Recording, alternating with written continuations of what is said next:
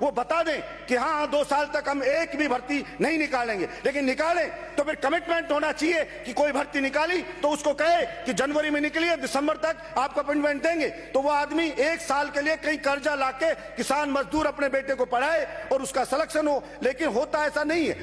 अध्यक्ष महोदय, भर्तियां निकाली जाती है सरकारों के द्वारा, चाहे कोई भी सरकार रही हूं, भर्ती निकलती है और भर्ती निकलने के बाद पहली बात तो ये होता है कि निकलेगी भर्ती, जैसे कोई भर्ती अभी निकली हुई 18 में और अभी तक उनका रिजल्ट ही नहीं आया।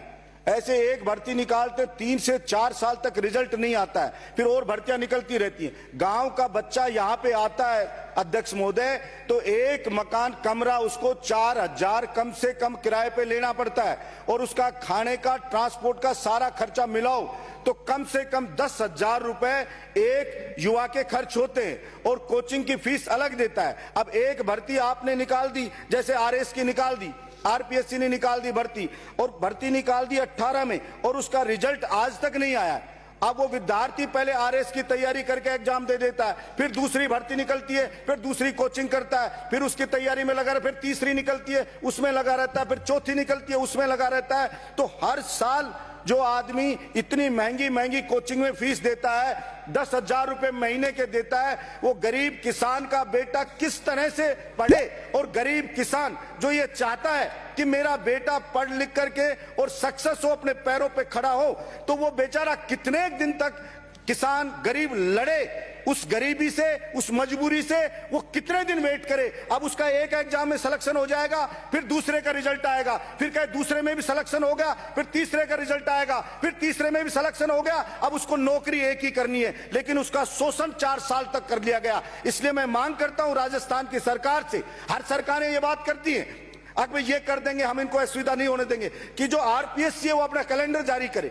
जैसे यूपीएससी की भी तो होती है भर्तियां, तो आरपीएससी क्यों नहीं कर सकती है? वो अपना कैलेंडर जारी करे कि भाई इस डेट को हम ये एग्जाम करेंगे और इस डेट तक हम इसका रिजल्ट दे देंगे, इस डेट को अपॉइंटमेंट दे देंगे। अगर आप नहीं कर सकते हैं, अगर आपके पास वैकेंसी नहीं है, तो फिर छलावे में क्यों रखती है सरकारें विद्यार्थियों को? वो बता दें कि हाँ 2 साल तक हम एक भी भर्ती नहीं निकालेंगे, लेकिन निकालें तो फिर कमिटमेंट होना चाहिए कि कोई भर्ती निकाली तो उसको कहे कि जनवरी में निकली है, दिसंबर तक आपको अपॉइंटमेंट देंगे। तो वो आदमी 1 साल के लिए कहीं कर्जा लाके किसान मजदूर अपने बेटे को पढ़ाए और उसका सिलेक्शन हो, लेकिन होता ऐसा नहीं है। इसलिए हर सरकार ये कहती है, तो मैं सरकार से मांग करता हूं और अपेक्षा करता हूं, देखिए जो युवा है, मुझे नहीं पता सबको पता लगता है कि नहीं लगता है। अध्यक्ष महोदय, मुझे कई लोग, साथी लोग कहते हैं सारा दर्द बलजीत यादव ही लेके घूम रहा है, लेकिन मैं कहना चाहता हूं कि कोई भी आदमी अगर उन स्टूडेंट से बात करेगा तो आपको पता लग जाएगा कितनी बड़ी परेशानी में हूं।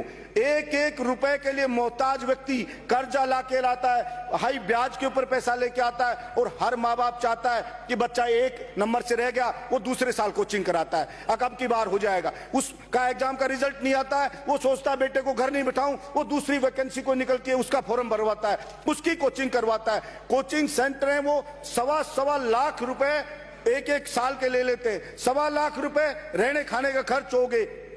अब 1.25 लाख, 2.5 लाख रुपए कोई आदमी 1 साल के दे, फिर दूसरे साल के दे, फिर तीसरे के दे, चौथे के दे, तो कहां से किसान लाए?